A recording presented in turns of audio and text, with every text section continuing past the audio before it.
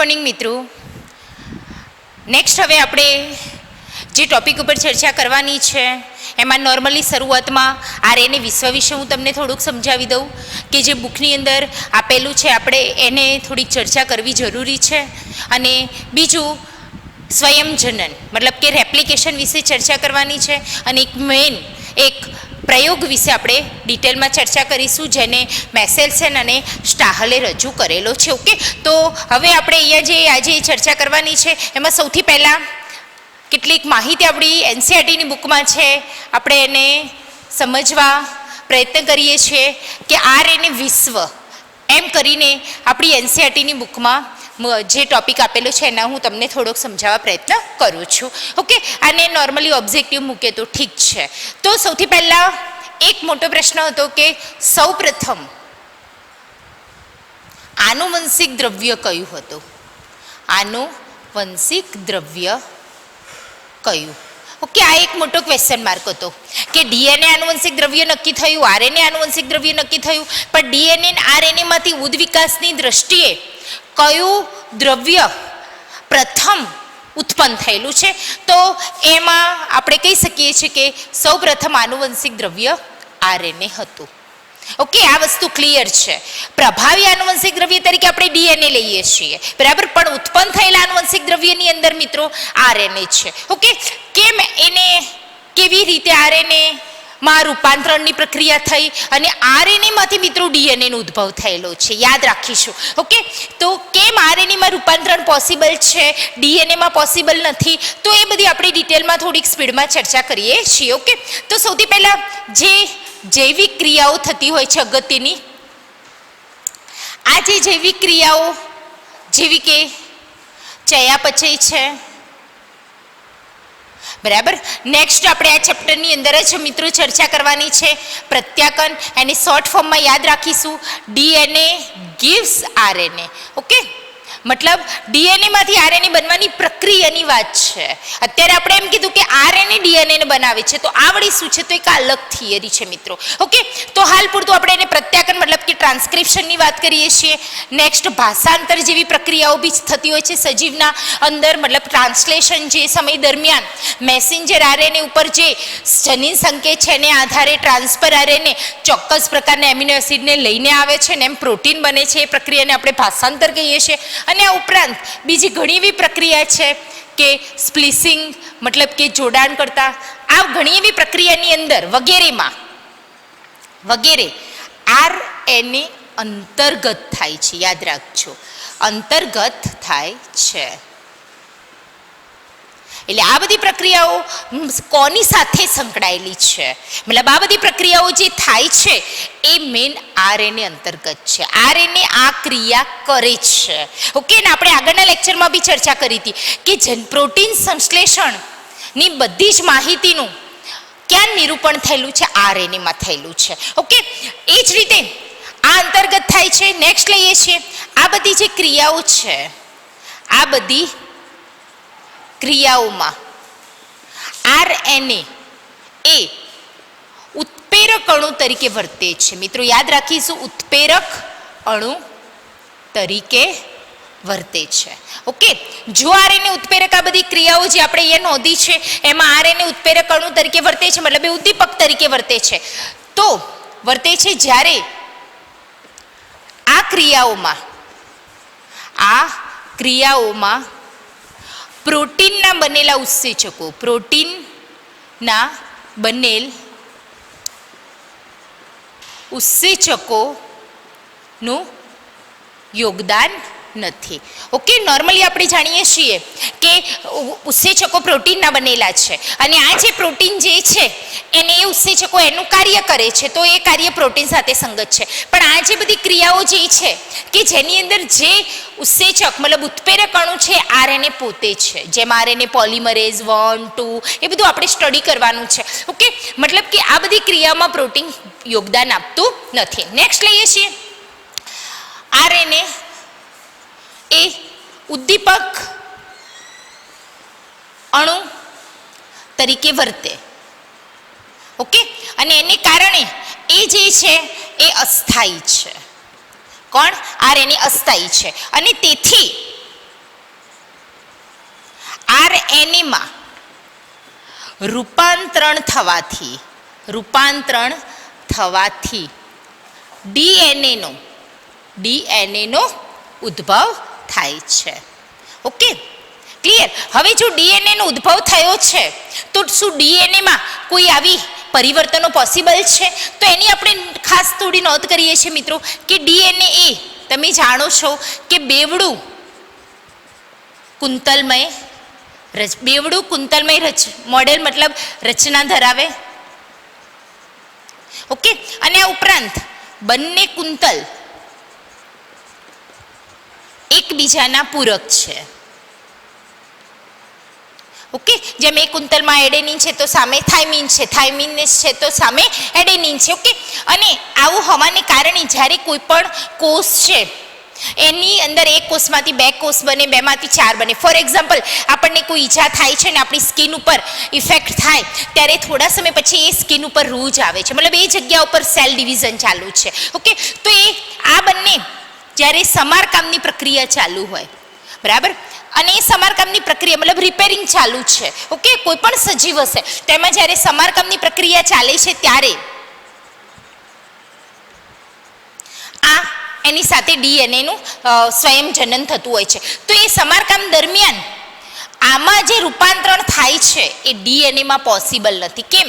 કારણ કે એ પહેલાં તો બે કુંતલમય રચના છે અને કુંતલ એકબીજાના પૂરક છે, મતલબ કે ડીએનએ જે છે આપણે અહીંયા બી નોંધીએ છીએ કે ડીએનએ સ્થાયી છે, સ્થાયી અણુ છે. ઓકે, તો આને કારણે ખાસ પરિવર્તનો સામે પ્રતિરોધી છે.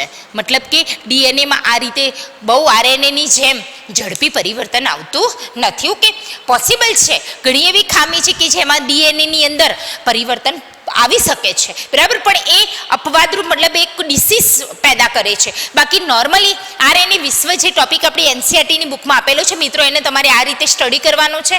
આ ઓબ્જેક્ટિવ બનાવે તો ઠીક છે, બાકી ડિસ્ક્રિપ્ટિવમાં ખાસ મૂકતા નથી.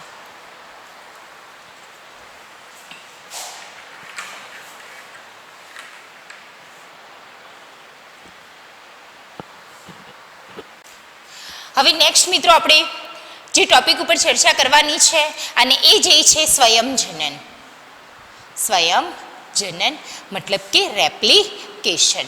ઓકે, હવે આ સ્વયંજનનની જે વાત કરીએ છીએ તો એમાં તમે જાણો છો મિત્રો કે વોટસન અને ક્રિક નામના વૈજ્ઞાનિકે ડીએનએનું બેવડું કુંતલમય મોડેલ રજૂ કર્યું અને એમની જોડે આ મોડેલની સાથે જ વોટસન અને ક્રિકે ડીએનએના સ્વયંજનનની રજૂઆત કરી.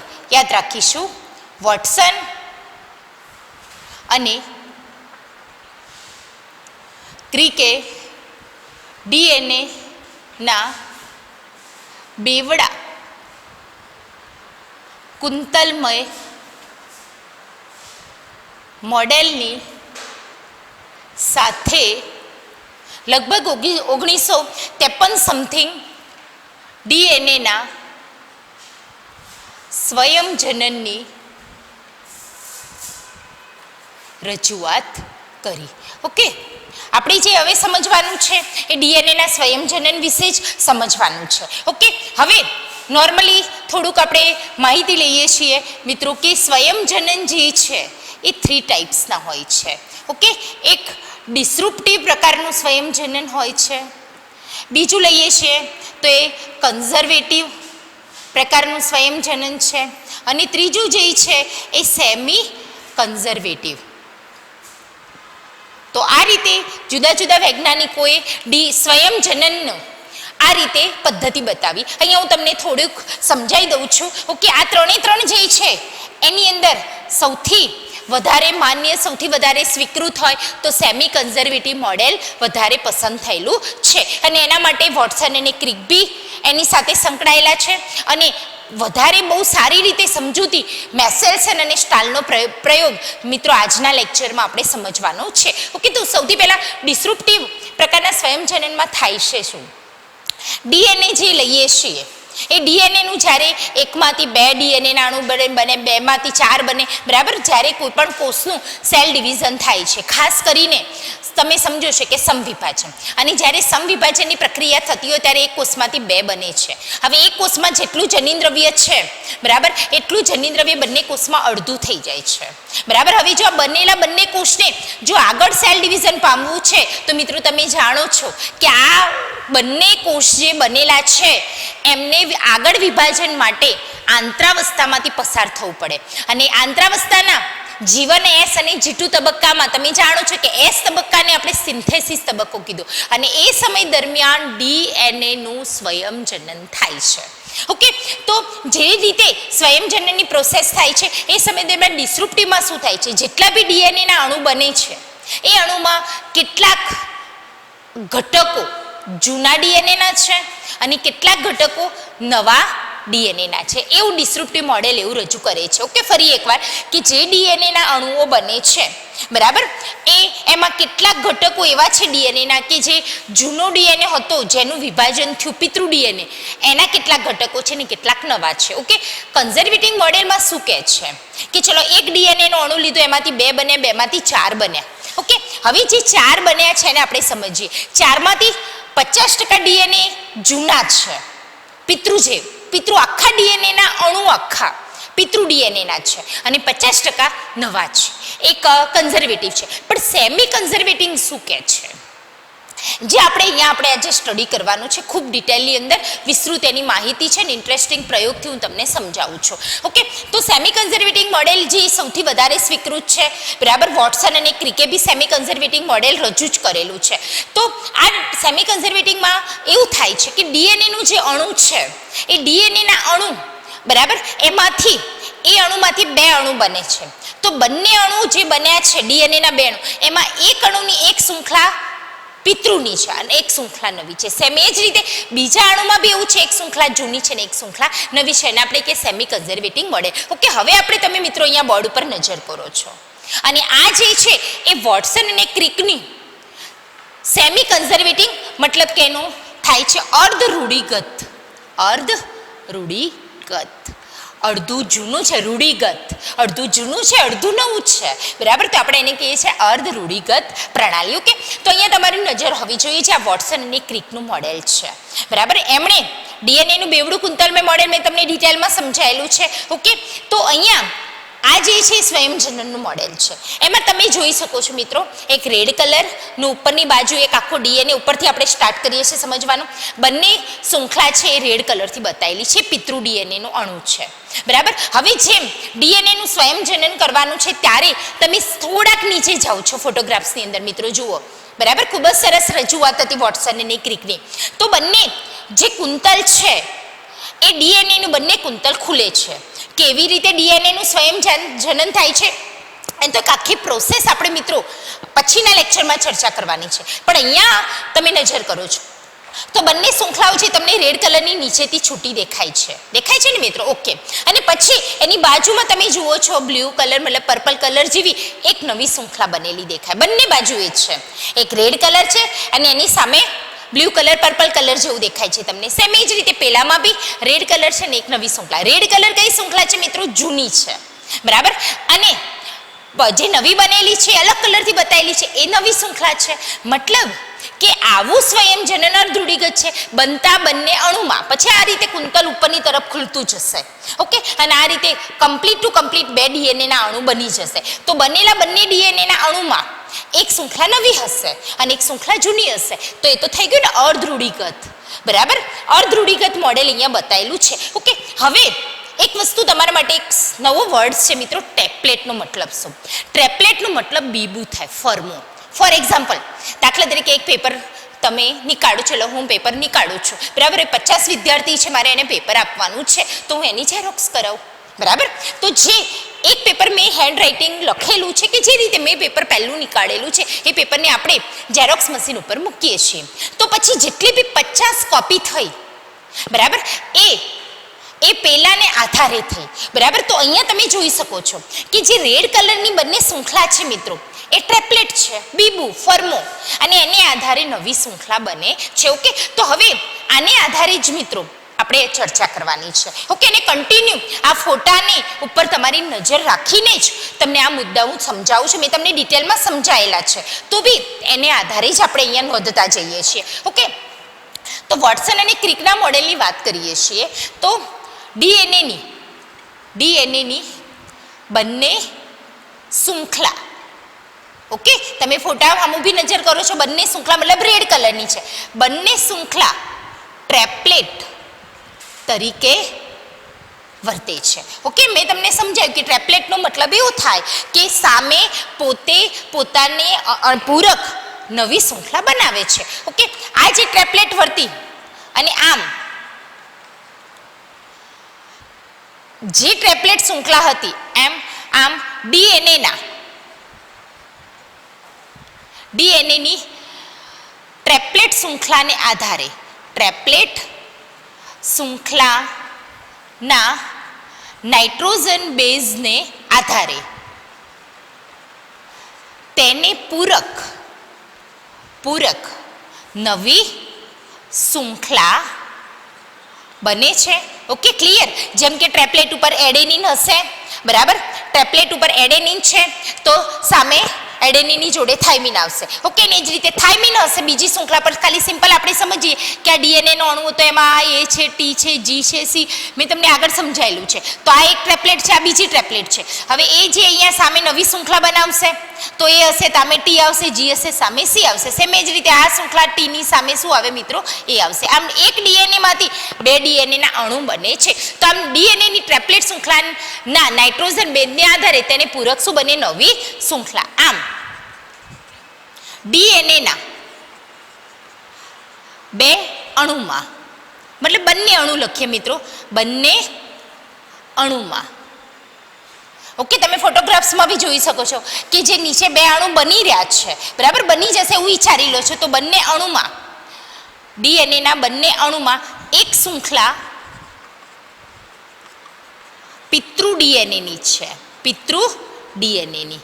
ઓકે, અને એ તમે ફોટોગ્રાફ્સમાં રેડ કલરથી જોઈ શકો છો, પિતૃ ડીએનએની. જ્યારે બીજી શૃંખલા, બંને અણુમાં એવું થશે, બીજી શૃંખલા નવી નિર્માણ પામે છે. ઓકે, તો આવા સ્વયંજનનને શું કહેવામાં આવે છે મિત્રો?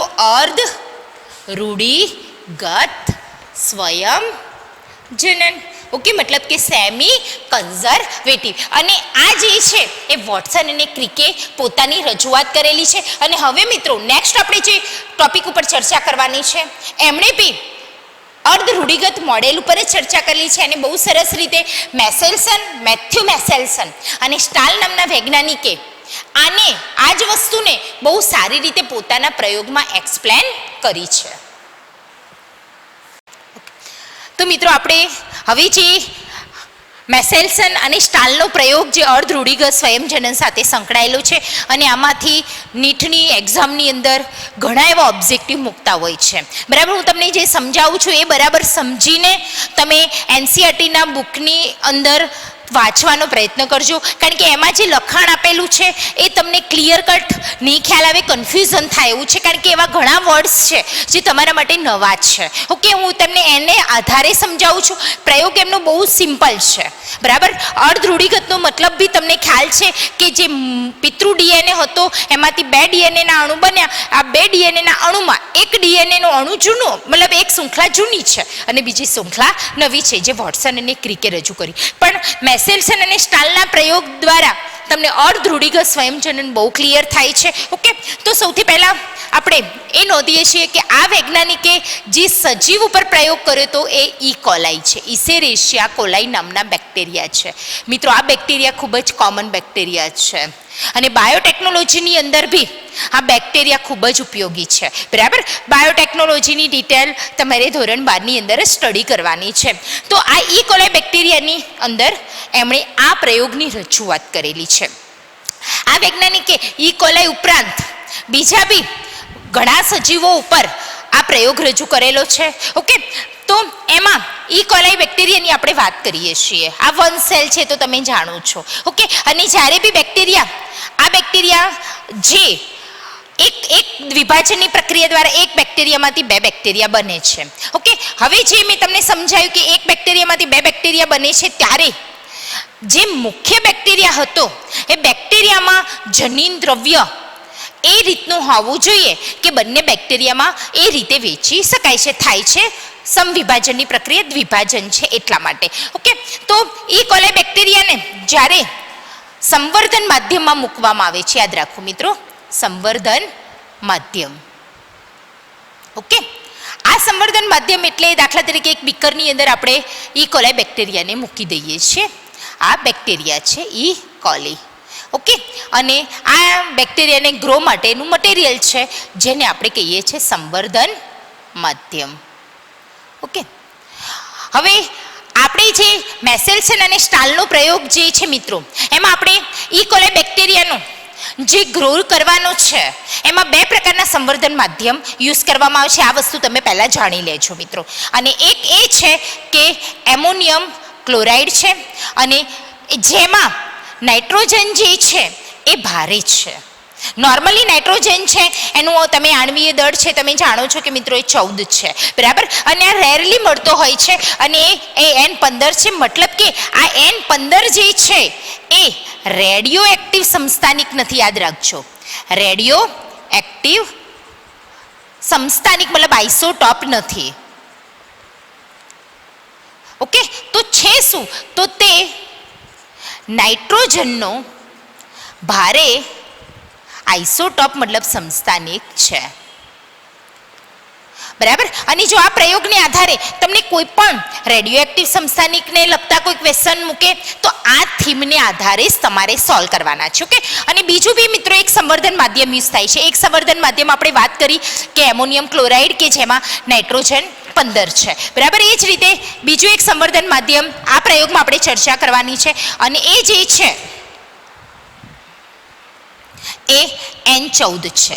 મતલબ આ જે છે એ હલકો નાઇટ્રોજન સમજવાનું, મતલબ સામાન્ય નાઇટ્રોજન સમજવાનું છે. ઓકે, તો મિત્રો આપણે અહીંયા એ નોંધ્યું કે ઈ કોલાઈ બેક્ટેરિયા જે છે ને જે સંવર્ધન માધ્યમમાં ઉછેર કરીએ, ઓકે, એ જ સંવર્ધન માધ્યમમાં જે મટીરિયલ હશે એને આધારે એનો એના સ્વયંજનનમાં ઉપયોગ થશે. ફોર એક્ઝામ્પલ, જો તમે N15 વાળા માધ્યમની અંદર જો ઈ કોલાઈ બેક્ટેરિયાને ઉછેર કરવામાં આવે ઘણી પેઢીઓ સુધી, તો આ N15 જે છે એના ડીએનએના બંધારણમાં જશે. હવે આપણને એમ થાય કે કેમ N15 છે ડીએનએના બંધારણમાં જાય, નાઇટ્રોજન અને ડીએનએનું શું કનેક્શન છે? તો મિત્રો તમે જાણો છો કે ડીએનએ જે છે એમાં ન્યુક્લિયોટાઇડમાં જે નાઇટ્રોજન બેઝ છે, આ નાઇટ્રોજન બેઝના બંધારણમાં નાઇટ્રોજન તો મેઇન છે.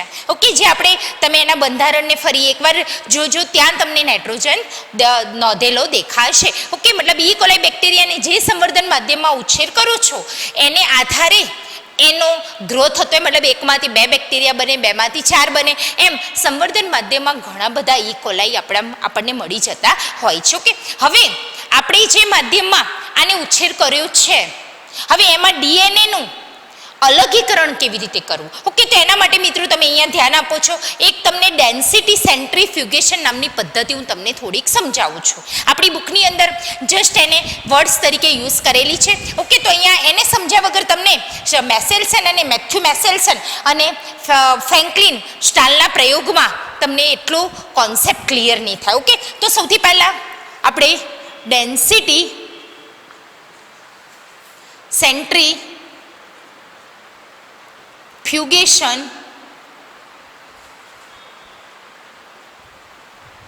વિશે સમજીએ છીએ.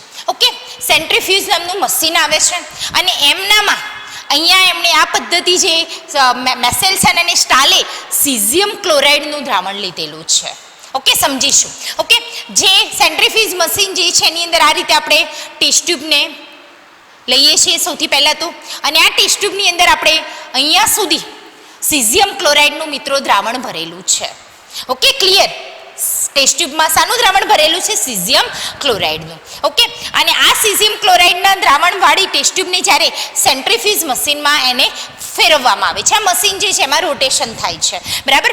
હવે આ દ્રાવણની અંદર જ્યારે એનું સેન્ટ્રીફ્યુગેશન જે કમ્પ્લીટ થશે ત્યારે આ ટેસ્ટ ટ્યુબ જે છે એની અંદર જે સીઝિયમ ક્લોરાઇડના કણ હશે, ખાલી સિમ્પલ આપણે સમજીએ તો જે કણ જે હશે, જ્યાં વધારે સાંદ્રતા હશે એ ભાગ અહીંયા નીચે જમા થયેલો આપણને દેખાશે. અહીંયા રીતે જે સમજીએ છીએ વધારે સાંદ્રતા, એનાથી ઓછી સાંદ્રતાવાળું દ્રાવણ આપણને ઉપર તરફ મળે, એનાથી ઓછી સાંદ્રતાવાળું ઉપર તરફ મળે. મતલબ કે કણ જે છે એ નીચેની બાજુએ, મતલબ કે સાંદ્રતા વધુ હશે એમ નીચે બેસશે. સાંદ્રતા વધુ તમે નોંધી શકો છો મિત્રો. ઓકે, કે સીઝિયમ ક્લોરાઇડમાં નીચેની તળિયે જ્યારે જુઓ છો ત્યારે સીઝિયમ ક્લોરાઇડની ત્યાં સાંદ્રતા વધારે છે. જેમ જેમ તમે ઉપર જાઓ છો એમ એમ એની સાંદ્રતા ઘટતી જતી હોય છે. આ વસ્તુ આપણે મગજમાં ક્લિયર યાદ રાખવાનું છે. કે હવે આ સંવર્ધન માધ્યમની વાત કરીએ છીએ, જેને મેં તમને કીધું કે બે પ્રકારના સંવર્ધન માધ્યમ આપણે મેસેલ્સન અને સ્ટાલના પ્રયોગમાં ચર્ચા કરવાની છે. એક સંવર્ધન માધ્યમ એવું છે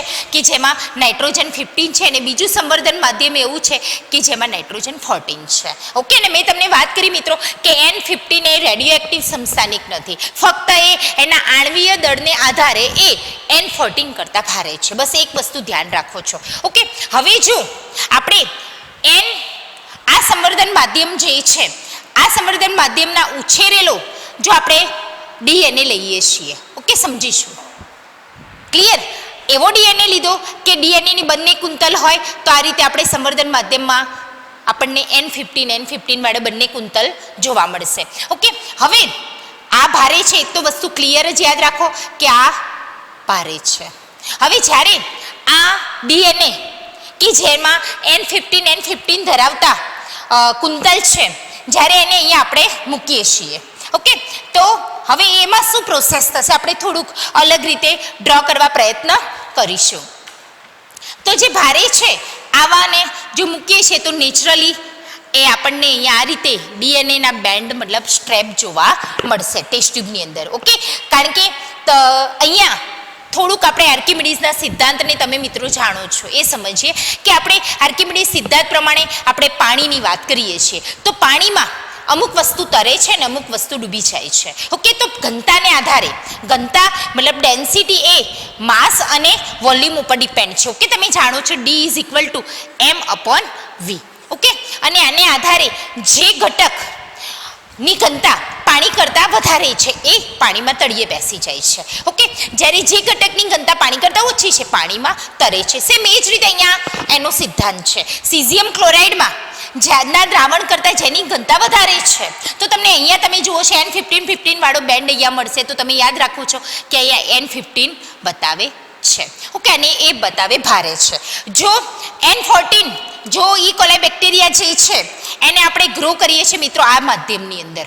ઓકે, તો આ માધ્યમમાં જ્યારે એનું ડીએનએ લઈએ છીએ ત્યારે એની બંને શૃંખલામાં N14 અને N15 મળે છે. N14 બંને શૃંખલા પર મળે છે. તો એની કમ્પેરિઝન પ્રમાણે આપણે જોઈએ છીએ તો ચલો એ હલકો છે માટે એના બેન્ડ આપણને અહીંયા મળે છે. તો આ એવું બતાવે છે કે આ N14 છે અને આ N14 છે. ઓકે મિત્રો, આ યાદ રાખીશું અને એને આપણે કહીએ છીએ, આને આપણે હલકું કહીશું.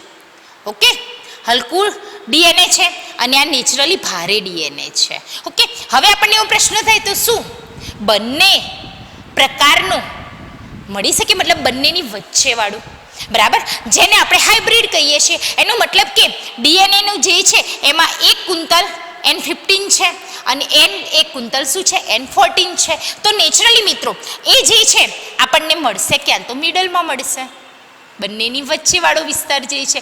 અને એ શું બતાવે છે એ હાઇબ્રિડ છે મિત્રો, હાઇબ્રિડ ડીએનએ બતાવે છે, મતલબ સંકરણ ડીએનએ બતાવે છે. ઓકે, તો આ રીતે મેસેસ અને સ્ટાહલે જે ડેન્સિટી સેન્ટ્રીફ્યુગેશનનો વાત કરેલી છે અને આમાં આપણને ખ્યાલ છે મિત્રો કે ગુરુત્વાકર્ષણ બળ અસર કરે છે.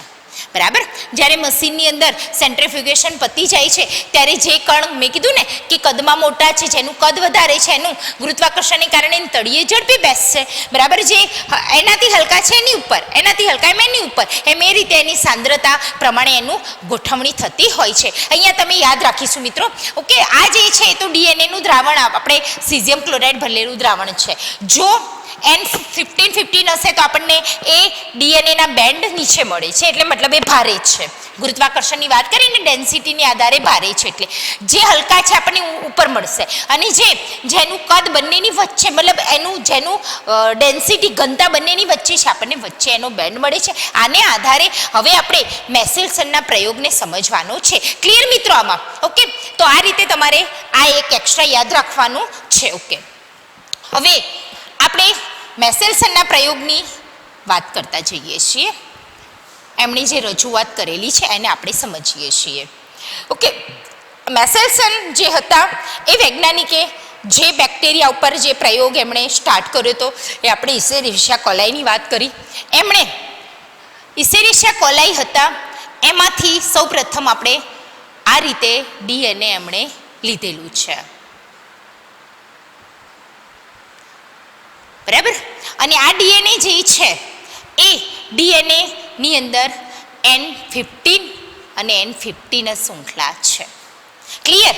અહીંયાથી આપણે મેસેલ્સનના પ્રયોગને આપણી એનસીઈઆરટીની બુક પ્રમાણે આપણે સમજવાનું મિત્રો સ્ટાર્ટ કરીએ છીએ. શરૂઆતની બંને બાજુએ મેં તમને જરૂરી માહિતી કોન્સેપ્ટ ક્લિયર કરાયો, અને એ કોન્સેપ્ટને આધારે જ હવે આપણે ડિટેલમાં સમજવાનું છે, અને આ સમજીશું ક્લિયર.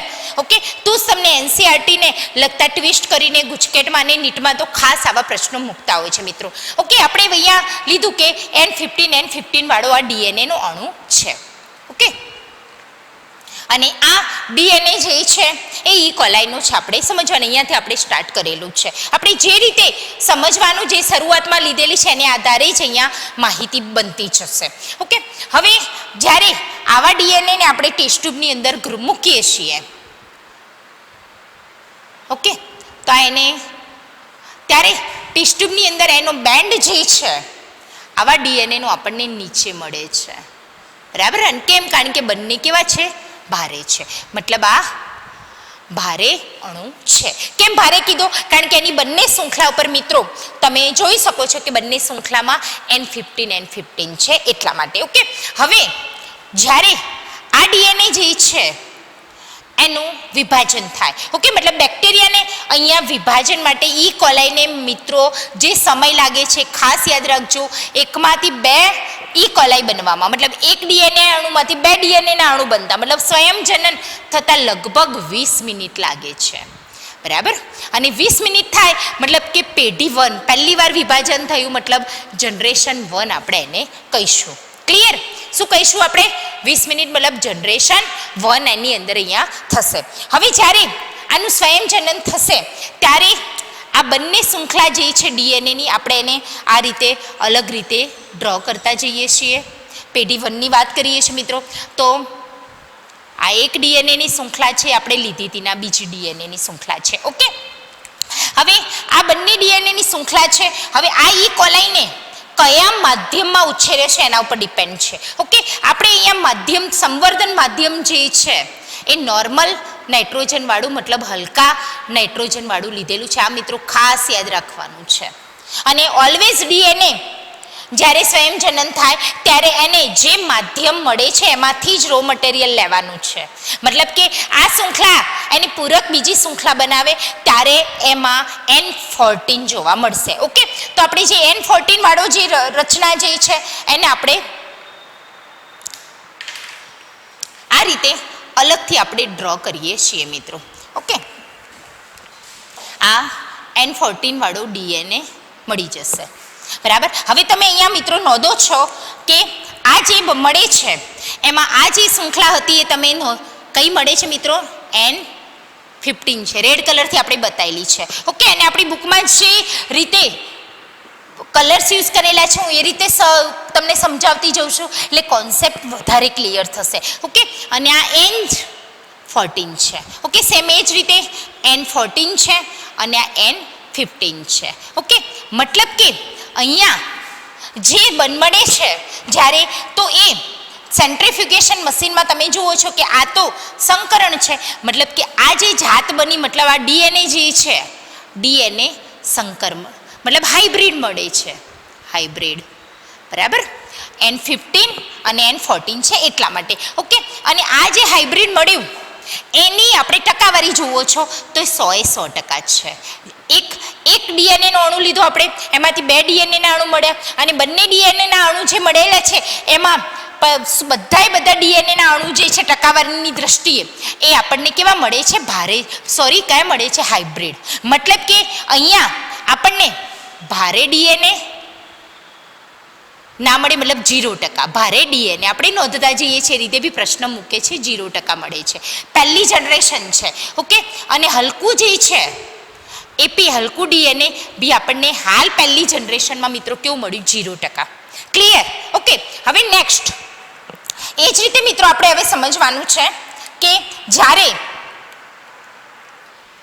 ફરીથી વિભાજનની પ્રક્રિયા થાય, મતલબ આ બંને જે છે એનું નેક્સ્ટ જનરેશન આવશે, મતલબ ફરીથી બીજી 20 મિનિટ મતલબ 40 મિનિટ આપણે સમજવાનું. ઓકે, અહીંયા મિત્રો યાદ રાખો આ 20 મિનિટ અને પછી બીજી 20 મિનિટ કરીને 40 મિનિટ ઉલ્લેખ કરેલો છે. ઓકે, બાકી તો આ 20 મિનિટ અને આ 20 મિનિટ બે અલગ થશે. એટલે આ બે અણુ છે ને ફરી બીજી 20 મિનિટ મળી, એટલે શરૂઆતી ગણો તો 40 મિનિટ થશે. બરાબર, તો 40 મિનિટ પછી જ્યારે આની અંદર આપણે ડ્રો કરતા જઈએ છીએ મિત્રો, તો આ જે ડીએનએનો અણુ છે એની 2 શૃંખલા છૂટી પડે છે, એને આપણે સમજીએ છીએ મિત્રો. તો આ એની એક શૃંખલા છૂટી પડી ગઈ અને એ જ રીતે એની આ બીજી શૃંખલા છૂટી પડે છે, આ એની બીજી શૃંખલા છે. Clear? Same as it is અહીંયા બી એવું જ થશે કે આ એની એક શૃંખલા છૂટી પડી ગઈ અને એઝ ઇટ ઇઝ એની બીજી શૃંખલા છૂટી પડે છે. ઓકે, હવે જે છૂટી પડેલી છે શૃંખલા એને સમજીએ મિત્રો. તો આ શૃંખલા જે છૂટી પડી N15 છે, આપણે રેડ કલરથી એને શો કરેલી છે, અને આ જે છે N14 છે, આ બી કયું છે મિત્રો? N14, અને આ કયું છે? N15 છે. ઓકે, હવે આપણને એવો પ્રશ્ન થાય તો હવે કઈ મેથડ આવશે? ઓકે, તો એની આપણે જો ઉલ્લેખ કરીએ છીએ મિત્રો, તો આ જે શૃંખલા બનેલી છે એની સામે જે નવી શૃંખલા બનશે માધ્યમ કયું આપણે યુઝ કરેલું છે? બરાબર, એ નાઇટ્રોજન N14 વાળો, મતલબ કે એની સામે જે નવી શૃંખલા બને છે એ નવી શૃંખલા આ જ રીતે બનતી જશે. ઓકે, કેમ? જે નવી બીજી શૃંખલા બની પૂરક શૃંખલા, એ બધી પૂરક શૃંખલા જે છે એ આપણને આ N14 વાળી મળે છે. અહીંયા બીજી જે શૃંખલા મળી એ બી N14 મળે છે, અહીંયા N14 વાળી, જ્યારે અહીંયા N14 વાળી મળી. ઓકે, મતલબ કે હવે તમે જોઈ શકો છો મિત્રો, કેમ આપણે જે રીતે મેં ક્રમાનુસાર ડ્રો કર્યું એ પ્રમાણે માધ્યમ જે છે એ માધ્યમમાં N14 છે, એટલા માટે આપણને જે નવી આ જે સામે બનેલી છે એ નવી શૃંખલા મેં તમને એક્સપ્લેન કરેલી છે. મતલબ આ જે અણુ મળે છે, આ અણુ એ તમે જુઓ છો તો એ હાઇબ્રિડ છે. ઓકે, સેમ જ રીતે અહીંયા બી એક અણુ મળે છે, કેવો છે? હાઇબ્રિડ છે. બરાબર, અને જ્યારે આ બંને જે અણુ મળે છે આપણને હલકા મળે છે. ઓકે, હવે એને જો આપણે ટેસ્ટ ટ્યુબની જેમ ડ્રો કરીએ છીએ, ઓકે, તો અહીંયા જે આપણે વાત કરેલી કે જે હાઇબ્રિડ મળે તો એને આપણે ટેસ્ટ ટ્યુબની અંદર જ્યારે લઈએ છીએ તો હાઇબ્રિડ જાત હશે તે આપણને એના પટ્ટો અહીંયા જોવા મળશે, મિડલમાં છે, ના ઉપર ના નીચે. પણ જ્યારે આ માધ્યમ જ્યારે લઈએ છીએ ત્યારે એને ડ્રો કરીએ છીએ ત્યારે હાઇબ્રિડ તો મળે જ છે. બરાબર, અને જોડે જોડે હલકું બી મળે છે.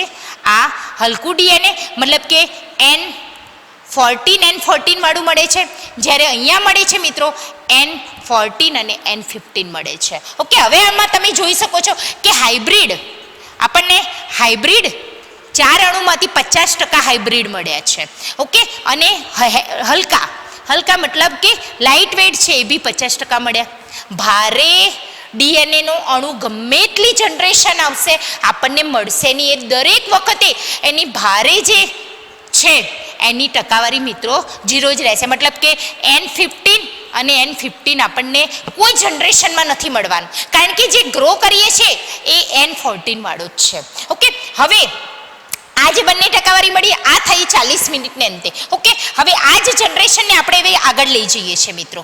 ઓકે, હવે આપણે ડીએનએ નહીં દોરીએ, પણ હું તમને જે રીતે સમજાવું એ રીતે તમારે સમજવાનું. 40 મિનિટ પછીની શું પ્રોસેસ થશે? ઓકે, મતલબ કે બીજી 40 મિનિટ, બીજી 20 મિનિટ, મતલબ કે ટોટલ 60 મિનિટ થઈ. ઓકે, તો 60 મિનિટ જેમ થઈ એમાં આપણને અહીંયા ટોટલ કેટલા ડીએનએના અણુ મળ્યા હતા? 4 મળ્યા હતા. બરાબર, તો 4માંથી હવે ડીએનએના અણુ 8 મળશે. 8 અણુ ડીએનએના મળે. ઓકે, હવે તમે અહીંયા આને આધારે સમજતા જાઓ છો. આ રેડ કલરની આ શૃંખલા છે છૂટી પડે એટલે આ બેમાંથી આ 2 છે એમાંથી 4 બનશે. બરાબર, એવી રીતે 4 છે ટોટલ 8 અણુ મળશે. બરાબર, મતલબ કે ટોટલ 16 શૃંખલા મળે. ઓકે, એક અણુમાં 2 શૃંખલા છે માટે. હવે આ રેડ જે છે N15 જે છે તો N15 ની સામે N14 મળશે આપણને. ઓકે, તો પહેલું જે આપણે અહીંયા નોંધીએ છીએ કે N15 હતો ત્યાં જોડે આપણને N15 ની જોડે N14 મળશે. ક્લિયર? બરાબર, બાકી અહીંયા તો N14 ની સામે N14 જ મળે છે. અહીંયા હું એ જ રીતે લખતી જાઉં અણુ વાઇઝ N14 અને N14 જ મળશે. અહીંયા બંને શૃંખલા છૂટી પડે તો મતલબ બંને અણુઓ જે છે N14 ના જ મળશે મિત્રો. સેમ એ જ રીતે અહીંયા બી N14 અને N14 મળશે. સેમ અહીંયા એ જ એઝ ઇટ ઇઝ જ મળશે N14 અને N14. ઓકે, સેમ એ જ રીતે બંને શૃંખલા આ રીતે મળશે આપણને. જે લાસ્ટ અણુ છે એમાં તમે જોઈ શકો છો જે ગ્રીન વાળું બતાવેલું N14 તો એક અણુ N14 વાળો મળશે, જ્યારે આ જે N15 છે એને સામે N14 મળશે, કારણ કે સંવર્ધન માધ્યમ N14 છે. મેં તમને પહેલાં બી કીધું જે સંવર્ધન માધ્યમમાં ગ્રો કરો ત્યાંથી જ મટીરિયલ આવે છે અને બીજી શૃંખલા N14 અને N14 મળે છે. ઓકે, હવે તમે આની અંદર જોઈ શકો છો મિત્રો કે આ એક શૃંખલા જે છે એ એક આપણને સંકરણ મળી અને બીજી અહીંયા સંકરણ મળી. અને દરેક વખતે મિત્રો યાદ રાખજો જેટલા બી અણુ બનશે એમાં સંકર જાત જે છે સંકર અણુ જે છે એ ઓલવેઝ 2 અણુ જ મળશે. ટકાવારી બદલાશે મિત્રો, યાદ રાખો છો, એ બી હું તમને હિન્ટ આપું છું. ઓકે, અને બાકીના બધા અણુ મતલબ જો 8 અણુ મળ્યા છે તો હલકા ડીએનએના અણુ જે છે આપણને 6 અણુ મળ્યા. ઓકે, એટલે ટકાવારીને ધ્યાનમાં લઈએ તો સંકર અણુ જે 2% મળેલા છે 8 તો મતલબ આપણે કહી શકીએ છીએ 25%.